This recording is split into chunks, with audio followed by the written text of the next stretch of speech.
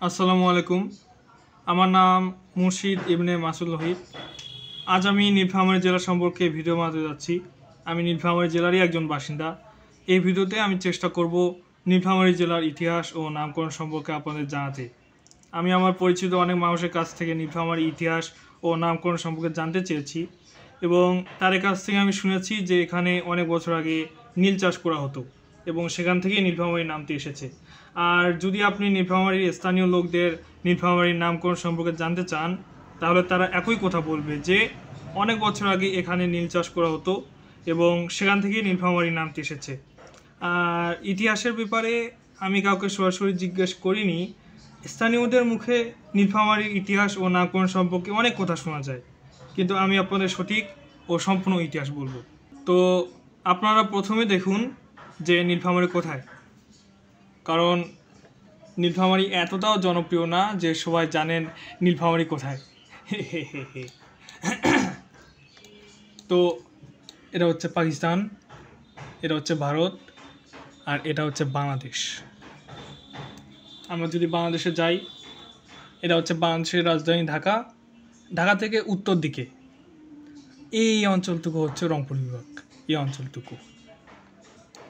এবার যদি আমরা রংপুর বিভাগে আসি, এটা হচ্ছে দিনাজপুর জেলা। এখানে দিনাজপুর বোর্ড অবস্থিত। এখান থেকে রংপুর বিভাগের শিক্ষা কার্যক্রম নিয়ন্ত্রিত হয়। আর বাংলাদেশের সর্বোত্তরের জেলা পঞ্চগড় এটা, আর বাংলাদেশের সর্বোত্তরের উপজেলা তেঁতুলিয়া এটা। আর এই অঞ্চলটুকু হচ্ছে নীলফামারী জেলার মধ্যে আর কি, এই অঞ্চলটুকু। আর পঞ্চগড় জেলার অবস্থিত এই অঞ্চলটুকু। আর এই পঞ্চগড় জেলার পাশে হচ্ছে নীলফামারী। আপনারা যে দেখছেন লাল লাল ডট ডট ডট ডট, এই অঞ্চলটুকু হচ্ছে নীলফামারী। আর নীলফামারীর পাশ দিয়ে বয়ে যাচ্ছে তিস্তা নদী, বা বাংলাদেশ ও ভারতের তিস্তা পানি নিয়ে দ্বন্দ্ব, তিস্তা ব্যারেজ। তো এই সেই তিস্তা নদী। আর আমি যে অঞ্চল নিয়ে কথা বলবো সেটা হচ্ছে এই যে লাল dot dot dot dot dot dot, এটা হচ্ছে নীলফামারী জেলা। তো আমি এই অঞ্চল নিয়ে কথা বলবো এখন। আপনি যদি নেটে গিয়ে নীলফামারী জেলার ইতিহাস ও নামকরণ সম্পর্কে জানতে চান, যেমন উইকিপিডিয়া পেজ, আমরা যদি উইকিপিডিয়া পেজে যাই, তবে নীলফামারীর মোট আয়তন, তারপর নীলফামারীতে কতজন লোক বাস করেন, নীলফামারীর মোট উপজেলা কয়টা এবং কী কী তাদের তথ্য, তারপর খুঁটিনাটি ইতিহাস, এসব পাবেন। কিন্তু আমি যা বলবো তা হচ্ছে আমার নিজের রিসার্চ করা, নিজের গবেষণা করা, এবং অবশ্যই যেগুলো তথ্য প্রমাণিত এবং আমি বিশ্বাসযোগ্য সোর্স থেকে পেয়েছি সেসব নিয়ে কথা বলবো।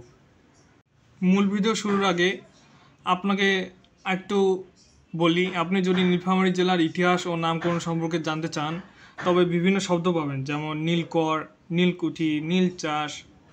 এই যে প্রত্যেকটি শব্দের সামনে নীল, এর পিছনে আসল রহস্য কী, এটা এখন আমি দেখাই। একটা গাছ, স্ক্রিনে যে গাছটা দেখতে পাচ্ছেন, এটা হচ্ছে নীল গাছ। এর পাতাগুলো দেখতে পাচ্ছেন ছোট ঝোপের মতো। এর পাতাগুলো সবুজ আর ফুল হয় গোলাপি রঙের, কিন্তু আসল চমক লুকিয়ে এর পাতার রসের ভিতরে।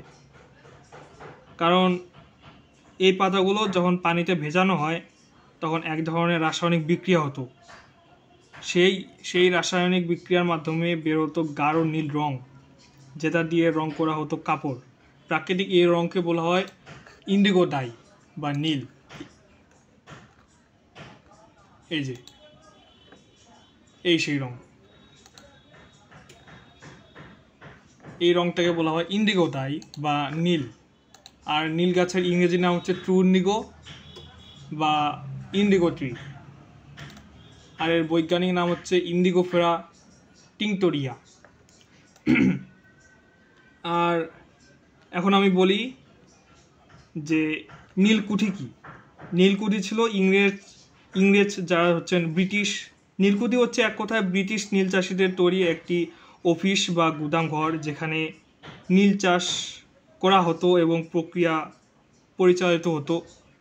নীলকুঠি আসলে আপনি বলতে পারেন ফ্যাক্টরি, কারখানা এক ধরনের। আর নীলকর হচ্ছেন এক কথায় সেই সকল ইংরেজ জমিদার বা কর্মকর্তা যারা ভারতীয় কৃষকদের বাধ্য করতেন নীল চাষ করতে। মানে তারা এখানে আসতো, এসে বাধ্য করাতেন যে তোমরা নীল চাষ করো। কিন্তু এখানকার মানুষ তো নীল চাষে অভ্যস্ত না, তারা অভ্যস্ত হচ্ছে ধান চাষে, এটা আর কি। আর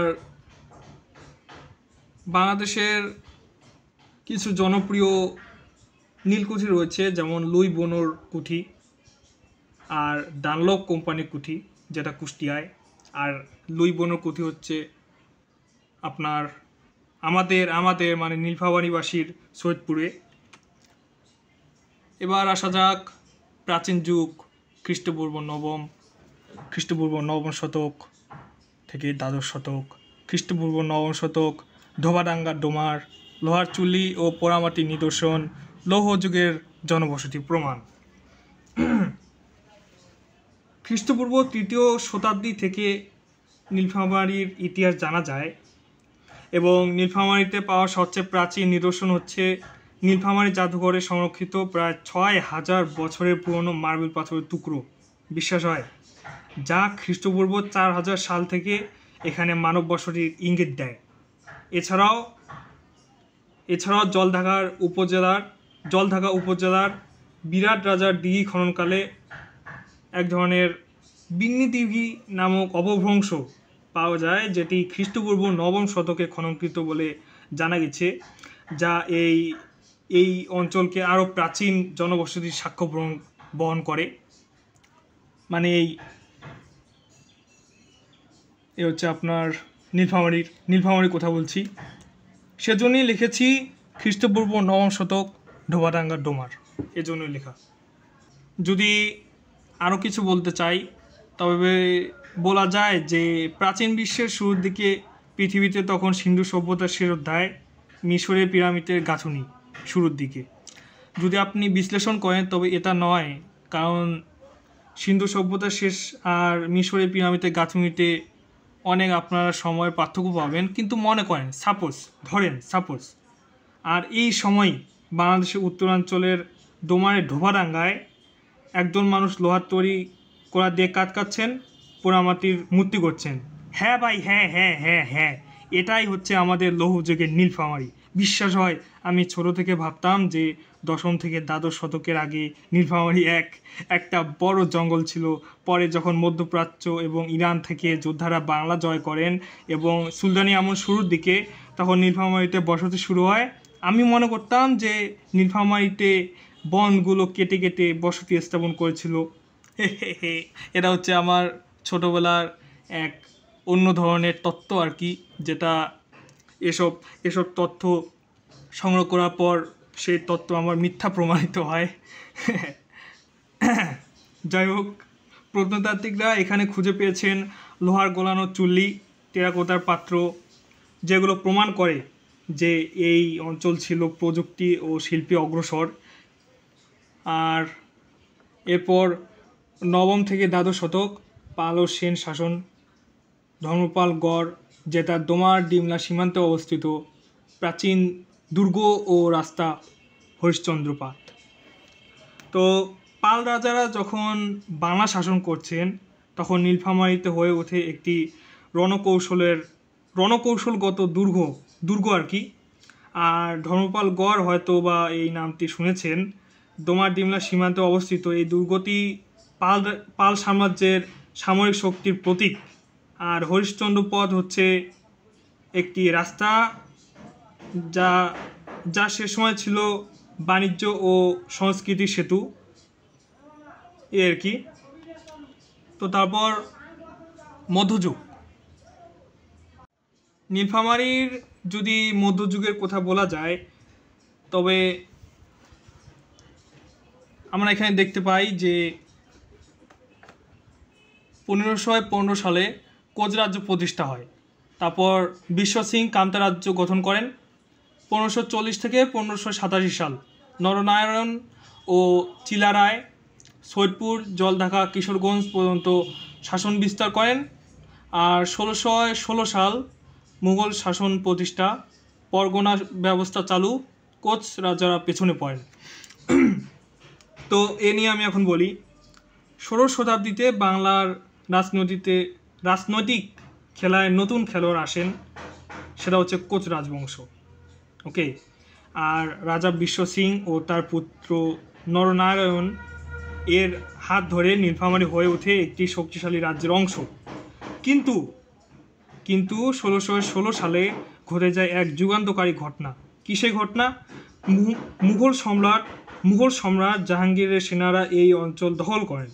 মুঘলরা নিয়ে আসেন পরগনা ব্যবস্থা, যা আজকের উপজেলা ব্যবস্থার আদিরূপ। কিন্তু কোচ রাজারা কি তা মানেন? না, তারা মানেন না। তারা পাহাড়ি অঞ্চলে গিয়ে গোপন ঘাঁটি তৈরি করেন এবং স্থানীয় জনগণের সহায়তায় মুঘলদের বিরুদ্ধে গেরিলা যুদ্ধ চালিয়ে যান। আর এই সংঘাতের মধ্য দিয়ে নীলফামারী শিখেছিল যে কিভাবে বিদ্রোহ আর সহযোগিতার মধ্যে ভারসাম্য রাখতে হয়। এবার নীলফামারী জেলার উপনিবেশিক যুগ সম্পর্কে জানা যাক। আমরা যদি নীলফামারী উপনিবেশিক যুগ সম্পর্কে জানতে চাই, তবে আমরা পাবো যে 1777 সাল ফরাসি বণিক লুই বনো সৈয়দপুরে একটি ইন্ডিগো ফার্ম স্থাপন করেন। নীল চাষ ছিল অত্যাচার ও নির্যাতনের ইতিহাস। 1859 সাল থেকে 1862 সাল নীল বিদ্রোহ হয় আর কৃষক বিদ্রোহ হয় গোহারার হরিচরা জলঢাকা অঞ্চলে। 1877 সাল এ সময় সৈয়দপুর রেলওয়ে কারখানা প্রতিষ্ঠিত হয়, রেল শহর গড়ে ওঠে। 1875 সাল দোয়ার থানায় পরিণত হয়। 1877 সাল মহকুমা ঘোষণা, সদর স্থানান্তরিত শাখামোচা হাটে, বর্তমান নীলফামারী শহর। 1894 সাল আইনজীবী সমিতি গঠিত হয়। আর সবশেষে 1903 সাল এডওয়ার্ড যুক্তরাজ্যের রাজা এডওয়ার্ড সপ্তমের অভিষেক উৎসব, বহুবার্ষিক পোস্টার সৈয়দপুরে। তো এখন আমি এ নিয়ে কথা বলি। 1777 সাল ফরাসি ব্যবসায়ী লুই বোনো সৈয়দপুরে একটি নীলকুঠি স্থাপন করেন। কিন্তু এই নীল ছিল অভিশাপ। ব্রিটিশ ও ফরাসি নীলকররা কৃষকদের জমি দখল করতেন এবং জোরপূর্বক স্থানীয়দের দ্বারা নীল চাষ করাতেন। তারা ধান চাষ করতেন, কিন্তু ইউরোপীয় বণিক, ফরাসি মানে হচ্ছে তারা যারা ফ্রান্সে থাকেন তাদেরকে বলা হয় ফরাসি। আচ্ছা, তো সেরকম। তো এরপর নীলফামারী জেলার গোহারা হরিচরা জলঢাকায় শুরু হয় নীল বিদ্রোহ, বাংলার প্রথম গণ অভ্যুত্থান যেটি। অন্যদিকে 1877 সালে সৈয়দপুরে রেল ওয়ার্কশপ প্রতিষ্ঠিত হয়, যা নীলফামারীকে বদলে দেয়। আপনি কি জানেন যে বাংলাদেশের সবচেয়ে বড় রেল কারখানা কোথায়? এরা হচ্ছে সৈয়দপুরে, নীলফামারী জেলার সৈয়দপুরে। ওকে, আর হচ্ছে তারপর থেকে যখন সৈয়দপুরে রেল কারখানা প্রতিষ্ঠিত হয়, তখন থেকে এই অঞ্চলে যারা লোক ছিলেন তাদের ভাগ্য পাল্টে যায়। 1877 সালে নীলফামারী উপবিভাগ হয় এবং শাখামোচা হাটে জন্ম হয় আজকের নীলফামারী শহর। আপনারা নীলফামারী যে শহর দেখছেন, এতে একসময় হাট ছিল, যা শাখামোচা নামে পরিচিত ছিল, শাখামোচা হাট এ নামে পরিচিত ছিল আর কি। তো এবার পাকিস্তানি শাসন ও স্বাধীনতা এ সম্পর্কে জানা যাক। পাকিস্তানি শাসন ও স্বাধীনতা এ নিয়ে তেমন কিছু বলার নেই। যেমন 1947 সাল থেকে দেশভাগ, সৈয়দপুরে বিহারিদের আগমন, হিন্দু ব্যবসায়ী স্থানান্তর। আমি এ নিয়ে পরে কথা বলছি। আপনারা কি জানেন যে বাংলাদেশের এক অঞ্চলের অনেকে উর্দু ভাষায় কথা বলেন, আর সেটা হচ্ছে সৈয়দপুরে বিহারিরা আসেন, এবং এখানে যদি আপনি সৈয়দপুর যান, সেখানে গিয়ে দেখবেন যে অনেকে উর্দু ভাষায় কথা বলে। যাই হোক, এবার 1952 সাল যেটা ভাষা আন্দোলন হয়। আপনারা তো জানেন যে ভাষা আন্দোলন কখন হয়েছিল, কেন হয়েছিল, তো সে সম্পর্কে আপনারা জানেনই, বললাম না। দোমার ও সৈয়দপুরের ছাত্রদের অংশগ্রহণ। 1965 সালে ইন্দো পাক যুদ্ধ হয়, সৈয়দপুরের সামরিক উত্তেজনা ও আন্দোলন। আর মুক্তিযুদ্ধ, এটাও আমি বললাম না, কারণ আপনারা জানেনই মুক্তিযুদ্ধ সম্পর্কে। 1971 সাল 3 মার্চ সৈয়দপুরে পাক হানাদার অবস্থান করেন। 27 এপ্রিল কালীগঞ্জ হত্যা, বর্তমান জলঢাকা নামে পরিচিত, জলঢাকা উপজেলা।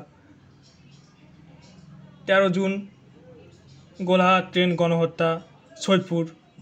400-রও বেশি মারোয়ারি হিন্দুকে হত্যা করা হয়। 13 ডিসেম্বর নীলফামারী মুক্তি, মানে 13 ডিসেম্বর এর সময় নীলফামারী পাক হানাদার বাহিনী থেকে মুক্তি হয়। মুক্তিযোদ্ধা ও ভারতীয় মিত্র বাহিনীর যৌথ অভিযান। আর এখানে আপনারা দেখতে পাচ্ছেন যে, আরে তুই যা তো ভাই, ওকে। এবার আপনারা দেখতে পাচ্ছেন যে নীলফামারীর বিশেষ চিহ্নিত স্থান ও বর্তমান অবস্থান, যে সম্পর্কে আমি বর্ণনা করলাম একটু আগে। যেমন ধোয়াডাঙ্গা ঐতিহাসিক অবস্থা, খ্রিস্টপূর্ব 9ম শতকের লৌহযুগের জনপদ। তারপর ধাতব চুল্লি ও বাসনপ্রাপ্ত, ইংরেজিতে রয়েছে। বর্তমান অবস্থান ডোমার উপজেলা, নীলফামারী। কারেন্ট লোকেশন এখানে ইংরেজিতে রয়েছে তার তালিকা। তো এবার আসা যাক নীলফামারীর নামকরণ নিয়ে। ওকে, তো নীলফামারীর নামের উৎপত্তি নিয়ে বিতর্কের শেষ নেই। সবচেয়ে বিশ্বাসযোগ্য তত্ত্বটি হচ্ছে নীল চাষের সাথে জড়িত। ব্রিটিশরা ইন্ডিগো ফার্ম বলতো, যা স্থানীয়দের উচ্চারণে হয়ে যায় নীলফামার। 1843 সালে উইলিয়াম প্রিন্সেপের ডায়েরিতে লেখা যে নীলফামারের কুঠিতে আজ আগুন লাগানো হয়েছে, এটি প্রথম লিখিত উল্লেখ। তো সেই ভিত্তিতে আমি এখানে লিখেছি বিভিন্ন তত্ত্ব, এবং এখান থেকে আমরা খুঁজবো যে কোন তথ্যের প্রাধান্য বেশি।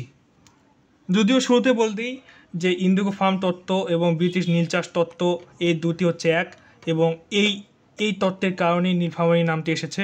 ওকে, প্রথমেই যুক্তি। Indigo farm, Nilphamari.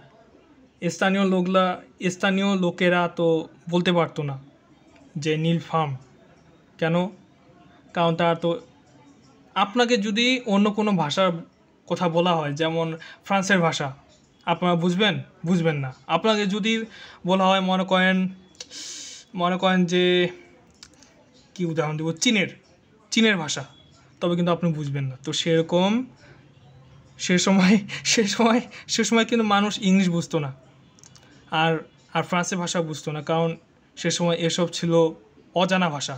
বর্তমানে এখন দেখবেন মানুষ ইংরেজি বলার জন্য কাঁদে, ফ্রান্সের ভাষা বলার জন্য কাঁদে, কিন্তু সে সময় তো এরকম ছিল না। তো সেই কারণে তার ইন্ডিগো ফার্মকে বলে ফার্মার, এবং ফার্মার থেকে ফার্মকে বলা হয় ফার্মার। যেমন রংপুরে আপনি যদি আসেন, এখানে মানুষ লালকে বলবেন নাল। ওকে, তো সেরকম সপক্ষে ইন ফেভর। 1770 সালের পর ফরাসি ইংরেজদের নীল চাষ শুরু, যেটা সত্য। সৈয়দপুর, ডোমার, জলঢাকা ইন্ডিগো ফার্ম ছিল, যেটা সত্য। আপনি যদি যান সৈয়দপুরের রেল স্টেশনে, আপনি ইজিলি দেখতে পারবেন পুরনো সেখানে নীলকুঠি রয়েছে। স্থানীয়রা ফার্ম উচ্চারণ করতো ফার্মার, যেটা সত্য। কিন্তু বিরুদ্ধে 1700 থেকে 1800 সালের মধ্যে কোনো লিখিত নথি নেই। এটা আমি মনে করেন কি বলবো, এমনিতে লিখেছি, কারণ প্রত্যেকটাতে আমি আমার দ্বারা লেখা হয়েছে, তাই আর কি লিখলাম আর কি, যাতে ফাঁকা না পড়ে। কিন্তু এটা 1700 থেকে 1800 সালের মধ্যে কোনো নথি নেই, এটা হচ্ছে আমি এমনিতে লিখেছি আর কি, যাতে এই জায়গাটা বাদ না যায়, সৌন্দর্যের জন্য। কিন্তু এটা কোনো মানুষ যদি একটু চিন্তা করে দেখেন, তার হাসবেন। কেন? কারণ 1700 থেকে 1800 সালের মধ্যে কোনো লিখিত নথি নেই। কেন নেই? কারণ সে সময় ব্রিটিশরা এখানে রাজত্ব করতেন না, সেজন্য নেই। ইজি একটা ব্যাপার। আর ব্রিটিশ নীল চাষ তত্ত্ব সবচেয়ে শক্তিশালী, দুইটাই সবচেয়ে শক্তিশালী, মোস্ট প্লাজিবল। ওকে, ব্রিটিশ নীল চাষ তত্ত্ব যুক্তি। ব্রিটিশরা 1800 শতকে নীল চাষ করত, নীল প্লাস ফার্ম বা খামার। সপক্ষে ইন ফেভর। 1843 সাল উইলিয়াম প্রিন্সিপের ডায়েরিতে নীলফামার উল্লেখ।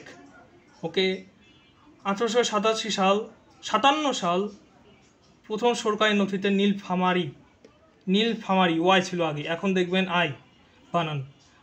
1872 সাল জরি ম্যাপে নীলফামার মার্কিং, কিন্তু বিরুদ্ধে। ওই যেটা বললাম সৌন্দর্যের জন্য, এটা আমি এমনিতে লিখেছি, যেটা কোনো লজিক নেই। কারণ সে সময় এখানে ব্রিটিশরা ছিলেন না, এ সময় ছিলেন মুঘলেরা ছিলেন। জমিদারি পরিভাষা তত্ত্ব, যেটা অগ্রহণযোগ্য। কেন অগ্রহণযোগ্য? কারণ 10,000-এর চেয়ে বেশি ব্রিটিশ নথিতে ফার্মার উচ্চারণ নেই। যুক্তি: ফার্মার শব্দের স্থানীয় রূপান্তর, যেটা সত্য, যেটা ফার্মার হচ্ছে ইংরেজি শব্দ, এখান থেকে ফার্মার হয়েছে, তারপর ফার্মারি হয়েছে, যেটা সত্য। ওকে, সপক্ষে 1891 সালের কিছু জমিদারি নথি, কিছু বনাম 10,000-এর চেয়ে বেশি ব্রিটিশ নথি, কোনটা জিতবে? অবশ্যই 10,000-এর চেয়ে বেশি ব্রিটিশ নথি, তো সেজন্য অগ্রহণযোগ্য। আর হচ্ছে প্রশাসনিক বিবর্তন তত্ত্ব, মাঝারি গ্রহণযোগ্য। যুক্তি: নীলফামারী থেকে নীলফামারীতে ধীরে ধীরে রূপান্তরিত। সপক্ষে 1931 সালের আদমশুমারিতে বানান স্থিতিশীল। ওকে, তারপর বিরুদ্ধে রূপান্তর প্রক্রিয়ার নথি নেই। ওকে, তো সেজন্য মাঝারি গ্রহণযোগ্য। নীলসাগর জলাধারার তত্ত্ব আংশিক গ্রহণযোগ্য। আংশিক গ্রহণযোগ্য হচ্ছে, এখানে আমি এমিতে লিখেছি আর কি, এমিতে, যাতে মানুষ একটু শান্তি পাওয়ার জন্য। কিন্তু এটা হচ্ছে পুরো একদম লজিকলেস, এই তত্ত্বের কোনো যুক্তিই নেই। কেন সেটা আমি বলি। কারণ 1979 সালে বিরাট দিঘিকে নীলসাগর নামে পুনঃনামকরণ করা হয়। যেই দিঘির নাম 1979 সালে বিরাট দিঘি থেকে নীলসাগর নাম করা হয়, সেখান থেকে নীলফামারীর নাম কীভাবে আসবে বলেন? আর যদি ইতিহাস দেখেন, তবে নীলফামারী এখানে 1777 সাল থেকেই রয়েছে। কারণ সে সময় ইংরেজি এবং ফরাসিরা এখানে নীল চাষ করছিলেন, তো সেজন্য এটা হচ্ছে যুক্তিহীন, তবুও লিখেছি আর কি। কারণ অনেকে এইটাই বিশ্বাস করেন যে নীলসাগর থেকে নীলফামারী নাম এসেছে, বুম। আচ্ছা, যাই হোক, সপক্ষে দিঘির ঐতিহাসিক গুরুত্ব, নীলসাগর দিঘির নাম অনুসারে হচ্ছে এর যুক্তি। যারা জানেন না, নীলফামারীতে একটি অনেক প্রাচীন একটা দিঘি রয়েছে, এবং বলতে পারেন একটা ট্যুরিস্ট স্পট, তো আর কি।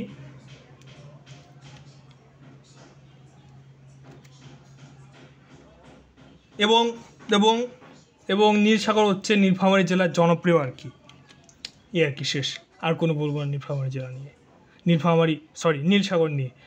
কোচ রাজবংশী ভাষা তত্ত্ব দুর্বল। কেন দুর্বল সেটা আমি বলি। যুক্তি হচ্ছে, কোচ রাজাদের আমলে ফার্মার মানে উর্বর জমি। ওকে, যেটা পেয়েছি আমি। সপক্ষে মানে কোচ রাজাদের আমলে ফার্মার মানে উর্বর জমি, মানে সে সময় ফার্মার মানে বলা হতো উর্বর জমি, এবং উর্বর জমি মানে বোঝানো হতো ফার্মার, তো সেটা আমি লিখেছি এখানে। সপক্ষে কোচ রাজাদের শাসনকাল 1530 সাল থেকে 1773 সাল।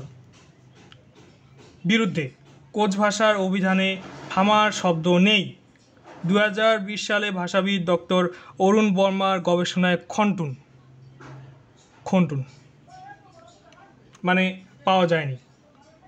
পৌরাণিক তত্ত্ব অপ্রমাণিত এবং অবশ্যই যুক্তি লজিকলেস, কোনো অতি সম্পূর্ণরূপে ভিত্তিহীন।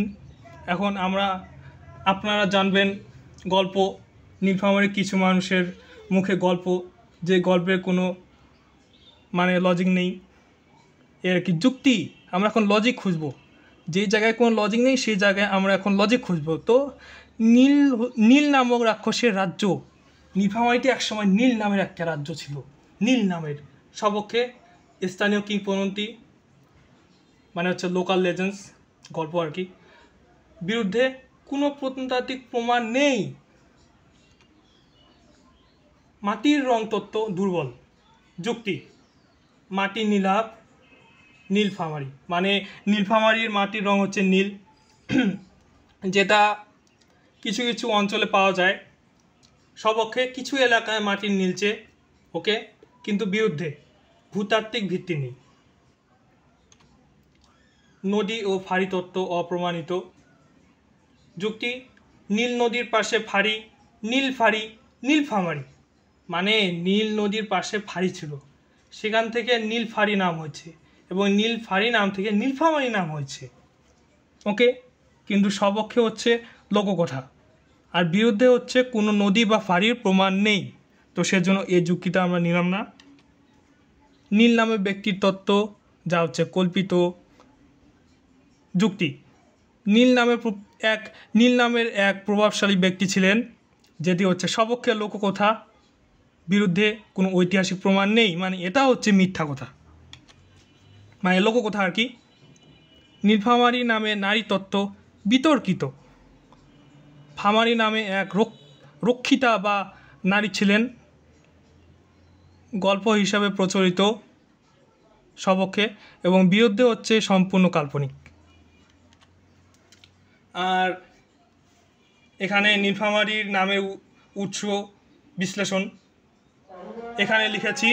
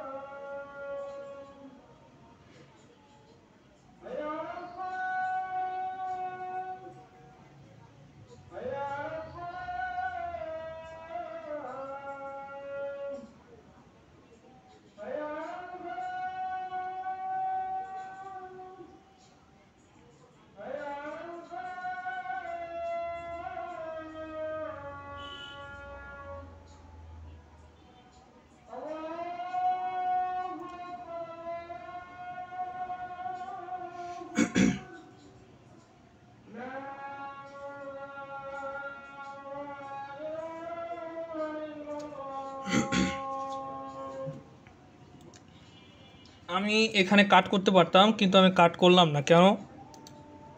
কারণ আজকে হচ্ছে 6 তারিখ। এখানে দেখতে পাচ্ছেন 6 জুন 2025। আমি 2 সপ্তাহ থেকে এই ভিডিওটি বানানোর চেষ্টা করছি, কিন্তু আমি পারছি না বিভিন্ন সমস্যার কারণে। তো এই কারণে আমি আজানোর জন্য কাটলাম না। থাক, সমস্যা কি? ওকে, আমার তো কোনো সমস্যা নেই, আপনার সমস্যা থাকলে আমার কোনো করার নেই। তো ইন্ডিগো ফার্ম তত্ত্ব, এখানে তত্ত্বের নাম, যুক্তি, প্রমাণ। যেমন তত্ত্বের নাম ইন্ডিগো ফার্ম তত্ত্ব। ফরাসি ব্রিটিশদের ইন্ডিগো ফার্ম স্থানীয় উচ্চারণে নীলফামার থেকে রূপান্তরে নীলফামারী। উইলিয়াম প্রিন্সেপের ডায়েরি 1843 সাল, সরকারি নথি 1887 সাল, জরিপ ম্যাপ 1872 সাল। এখান থেকে বিভিন্ন তত্ত্বের নাম রয়েছে, যুক্তি রয়েছে, প্রমাণ রয়েছে। আপনি দয়া করে একটু পজ করে দেখতে পারেন, মানে ভিডিওতে আপনি যদি চান থামিয়ে পড়তে পারেন। তারপর এবার আমরা জানব সৈয়দপুরে বিহারিদের আগমন ও ইতিহাস নিয়ে। রেলওয়ে নির্মাণ 1870 সাল থেকে 1880 সাল। ব্রিটিশ শাসনের সময় সৈয়দপুরে রেলওয়ের কারখানা নির্মাণের জন্য বিহার ও উত্তরপ্রদেশ ও ঝাড়খণ্ড থেকে শ্রমিক আনা হয়। রেলওয়ে কাজে নিয়োজিত হয়ে তারা স্থায়ীভাবে সৈয়দপুরে বসবাস শুরু করেন। আপনারা স্ক্রিনে যে ছবিটি দেখতে পাচ্ছেন এটা হচ্ছে ভারতের ছবি। এই অঞ্চলটুকু হচ্ছে ঝাড়খণ্ড, এটা বিহার, এটা উত্তরপ্রদেশ, আর এটা হচ্ছে বাংলাদেশ। বাংলাদেশের এই জায়গা হচ্ছে নীলফামারী, আর ওই নীলফামারীর মাঝেই রয়েছে, নীলফামারীর পাশেই রয়েছে সৈয়দপুর।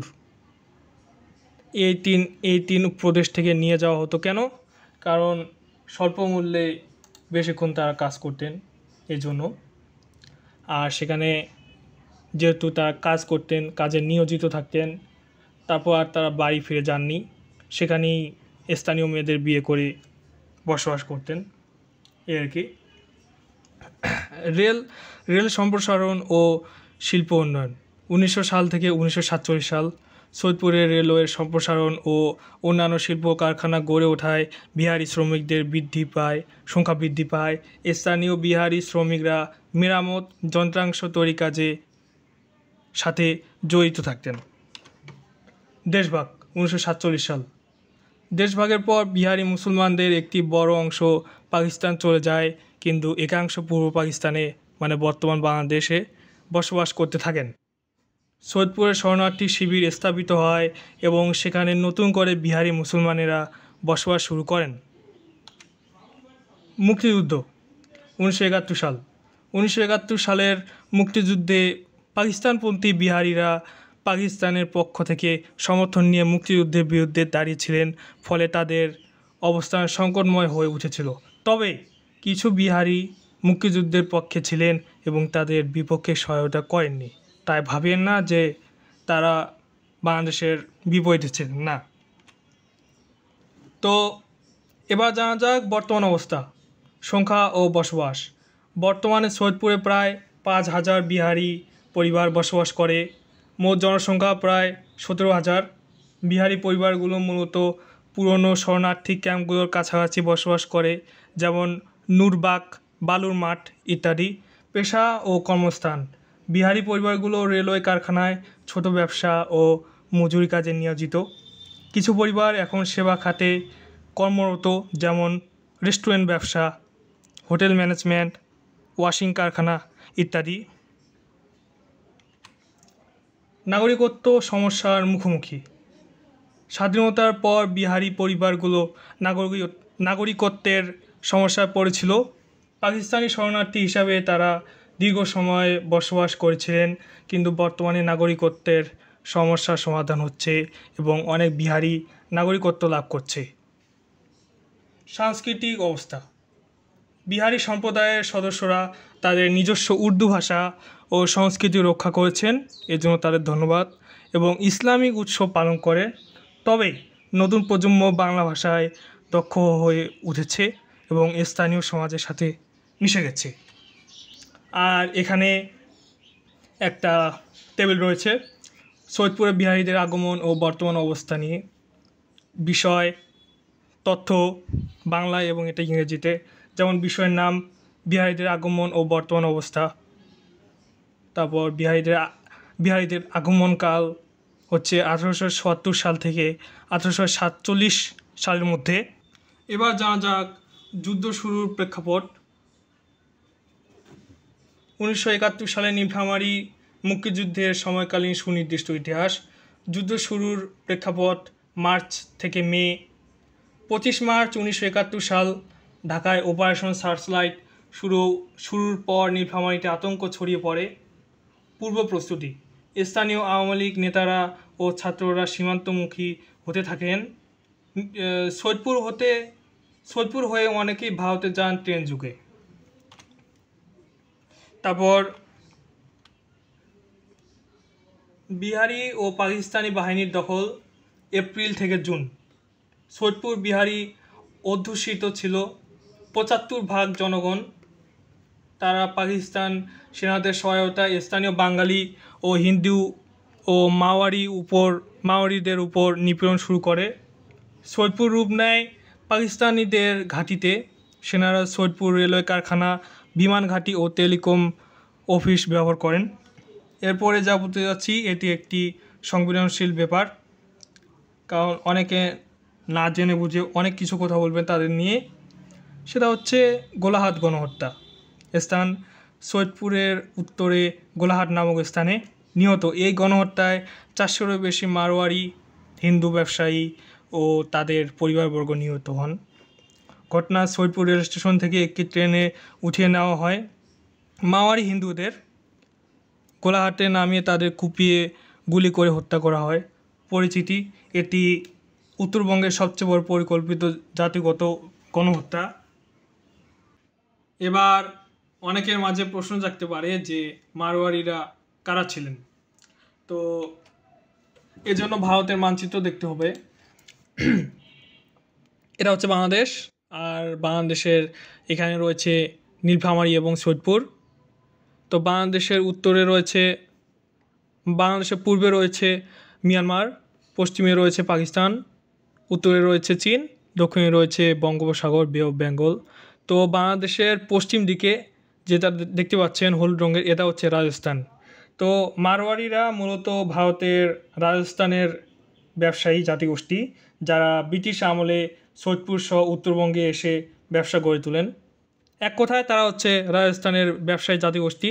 তারা ব্রিটিশ সময় শাসন আমলে বাংলাদেশ মানে বঙ্গে আসেন, যেটি বর্তমানে বাংলাদেশ এবং উত্তরবঙ্গ, মানে উত্তরবঙ্গে আসেন। আমি বলতে চেয়েছিলাম পশ্চিমবঙ্গ, কিন্তু উত্তরবঙ্গে আসেন, তখন সেখানে তারা ব্যবসা করেন, এটাই আর কি। এবার জানা যাক গোলাহাট গণহত্যা সম্পর্কে। গোলাহাট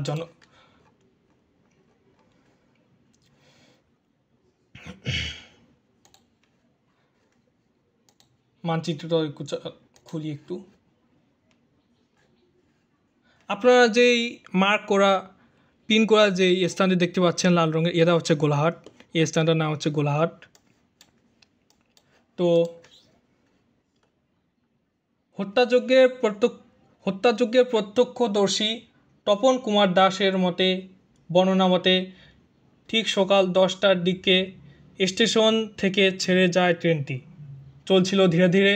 শহর থেকে বেরিয়ে রেলওয়ে কারখানা পেরিয়েই হঠাৎ থেমে যায় ট্রেন।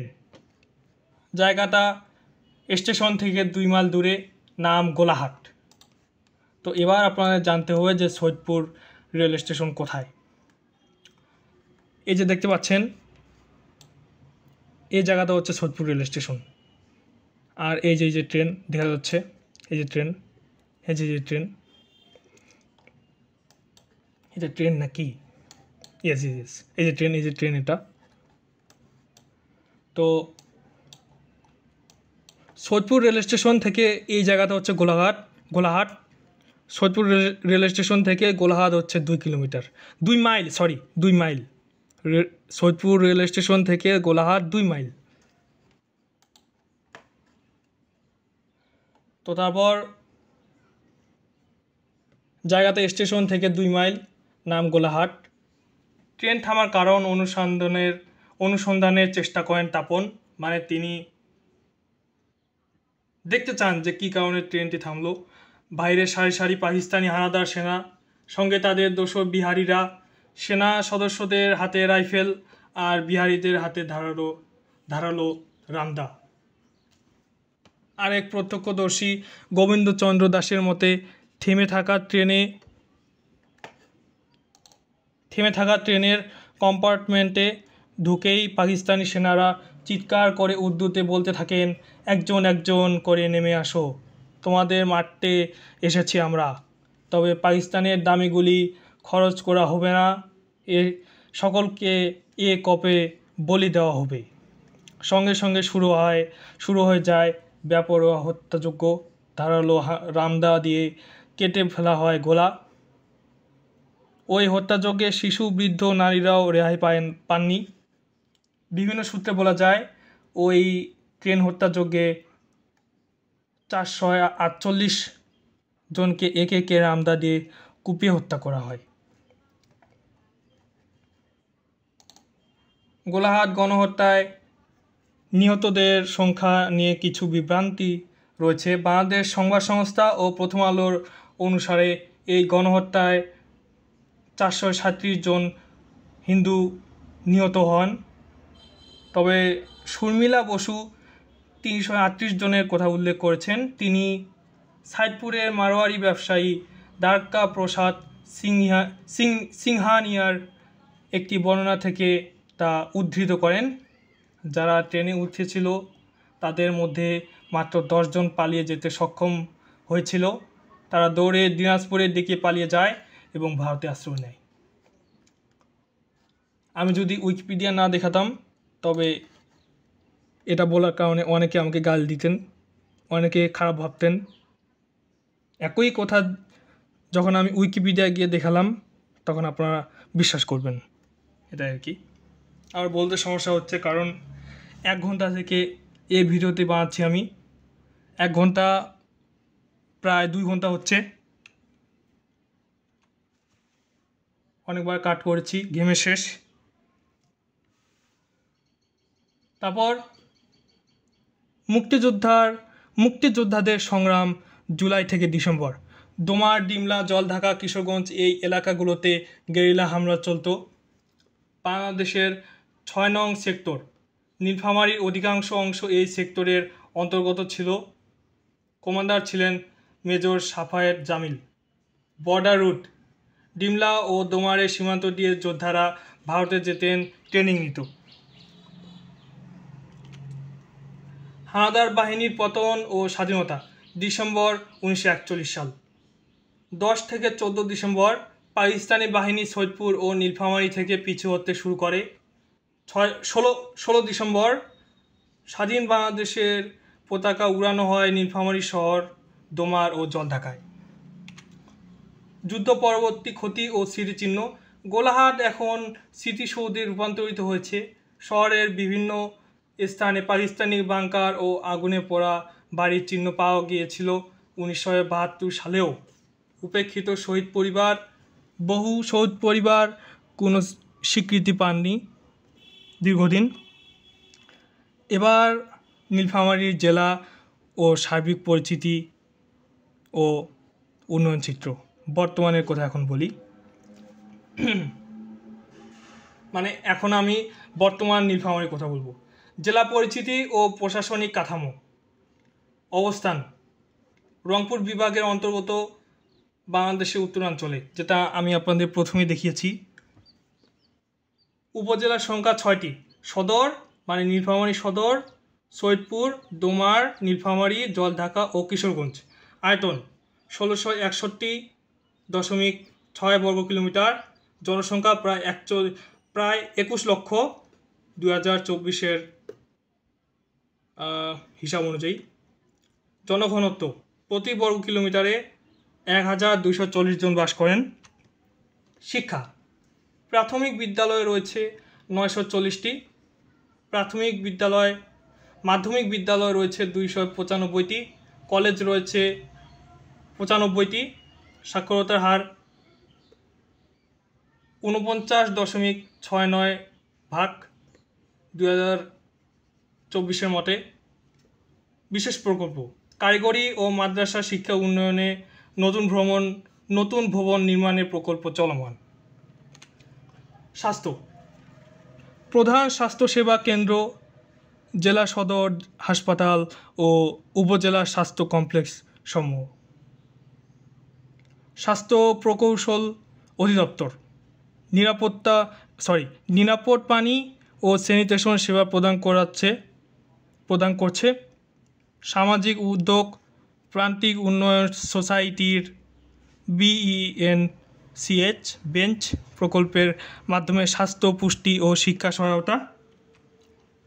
কৃষি ও অর্থনীতি প্রধান ফসল ধান, পাট, আলু, ভুট্টা। নদীসমূহ তিস্তা, ঘাঘর, চোরারকাতা, দিওয়ানি, যমুনেশ্বরী, বুড়িখোরা, কালামদার। অর্থনৈতিক উন্নয়ন কৃষিতে বৈচিত্র্য ও আধুনিক প্রযুক্তির ব্যবহার বৃদ্ধি পাচ্ছে। তারপর যোগাযোগ ও অবকাঠামো। রেল যোগাযোগ সৈয়দপুর রেলওয়ে কারখানা দেশের অন্যতম বৃহৎ রেল কারখানা, মানে বাংলাদেশের সবচেয়ে বড় কারখানা হচ্ছে সৈয়দপুর রেলওয়ে কারখানা। বিমানবন্দর সৈয়দপুর বিমানবন্দর থেকে ঢাকা, চট্টগ্রাম ও কক্সবাজারের ফ্লাইট চালু রয়েছে। সড়ক যোগাযোগ, জেলা জুড়ে উন্নত সড়ক নেটওয়ার্ক বিদ্যমান। চ্যালেঞ্জ, তোমার উপজেলার ভোগদাবড়ি ইউনিয়নে 40,000 বাসিন্দা 52 বছর ধরে বাঁশের সাঁকো ব্যবহার করছেন, এখনও সেতু হয়নি। তো এ নিয়ে কিছু কথা বলতে চাই, এবং সেটা হচ্ছে যে আপনি যদি মূল রাস্তা দিয়ে যান তাহলে দেখবেন যে ভালো সেতু রয়েছে, কিন্তু যদি আপনি ভোগদাবড়ি ইউনিয়নের ভিতরে গ্রামগুলোতে যান সেখানে গিয়ে দেখবেন যে মানুষ বাঁশের সাঁকো ব্যবহার করছে এবং কেউ কেউ কাঠেরও সাঁকো ব্যবহার করছে। তো আমি এটাই বলতে চাচ্ছিলাম। এবার সংস্কৃতি ও পর্যটন সম্পর্কে জানা যাক। ঐতিহাসিক স্থান, নীলসাগর, ধর্মপালগড়, সৈয়দপুর ওয়ার সিমেট্রি। উৎসব, বৈশাখী মেলা, পীরের উরস, সাঁওতালি নৃত্য, গীত। স্থানীয় খাবার, চড়ুই ভাজা, পিঠা পায়েস, সৈয়দপুরের জিলাপি। এবার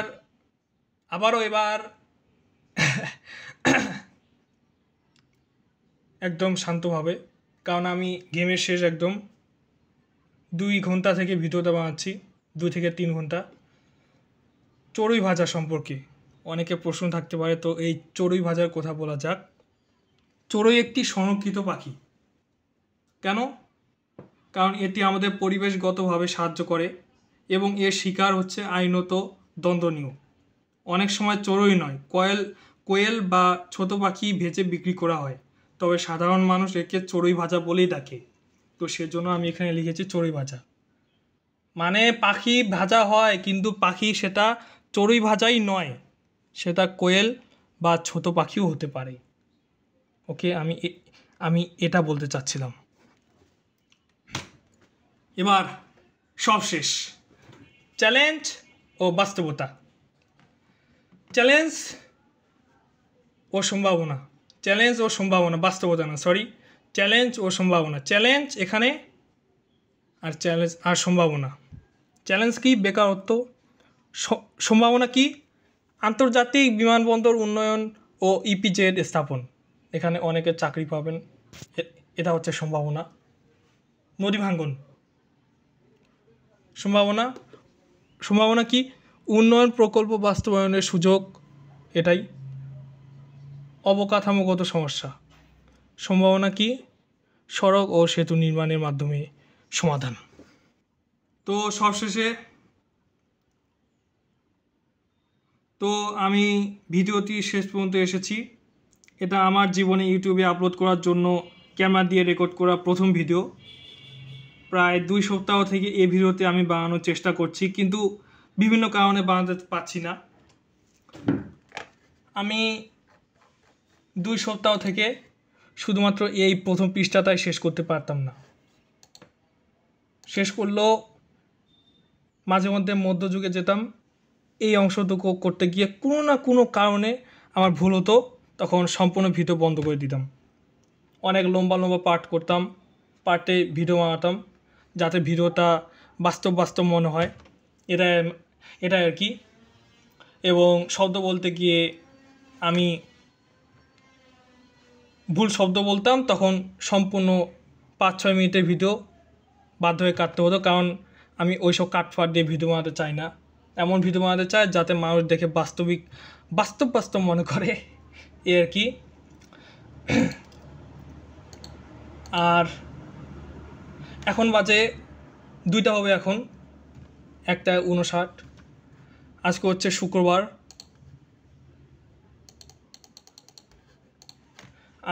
এখন সময় হচ্ছে 1:59 দুপুর, শুক্রবার 6 জুন 2025। তো এখানে আপনি যদি মনে করেন এই লোকেশনে আমার বাড়ি, তবে আপনি ভুল, কারণ বালাপাড়ায় আমার বাড়ি না। গুগল মনে করেছে আমি বালাপাড়ায় এখান থেকে বালাপাড়ায় হয়তো বা কাছে নামতে শুনেছি, কিন্তু বালাপাড়ায় না, তাই মনে করেন না যে আমার বাড়ি বালাপাড়ায়, কিন্তু নীলফামারীতে। তো আমার শেষ কথা হচ্ছে, এই ভিডিওতে ভুল থাকতে পারে, আমি কোনো রোবট নই, আমিও আপনাদের মতো একজন মানুষ, তাই যদি ভিডিওতে কোনো ভুল থাকে দয়া করে আমাকে ক্ষমা দৃষ্টিতে দেখবেন। এবং সবশেষে ভিডিও দেখার জন্য ধন্যবাদ সবাইকে। দেখি আমার সময় কত, এখন 2টায় 1 মিনিট। ওকে, ধন্যবাদ সবাইকে ভিডিওটি দেখার জন্য। ভালো থাকবেন, সুস্থ থাকবেন, আমার জন্য দোয়া করিয়েন।